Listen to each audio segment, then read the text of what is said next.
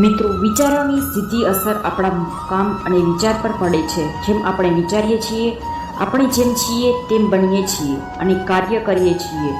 તેની ખરાબ વિચારોને દૂર કરીને સકારાત્મક વિચારને વધાવતા રહો, તો જ જીવનમાં સુખ શાંતિ આવી શકશે. વાત કરતી વખતે સારા શબ્દોનો ઉપયોગ કરો. કોઈને અપમાનજનક વાત ન કહો. નજીકના સંબંધો પણ તૂટી શકે. જો આપણે સુખ અને શાંતિ મેળવવા માંગતા હોઈએ તો નકારાત્મક બાબતોને નજરઅંદાજ કરવી જોઈએ. જો તમે અન્ય લોકો દ્વારા કહેવામાં આવેલા દરેક વાત પર જવાબ આપો તો અશાંત વધુ શકે છે. સમજદાર વ્યક્તિ એ જ છે જે તકોની રાહ જોતા નથી, પરંતુ પોતાની મહેનતથી નવી તકો સર્જાવે છે. સમય બગાડ્યા વિના દરેક ક્ષણોનો યોગ્ય ઉપયોગ કરો. જો કામ મુશ્કેલ હોય તો નાના પ્રયાસો કરીને આગળ વધો.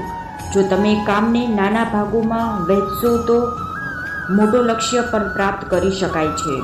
ખરાબ વિચારોને મનમાંથી દૂર રાખવા જોઈએ અને સકારાત્મક વિચારો વધારવા જોઈએ. આ માટે સારા પુસ્તકો વાંચો, વિદ્યાર્થ લોકોના સંગતમાં રહો. રાધે રાધે.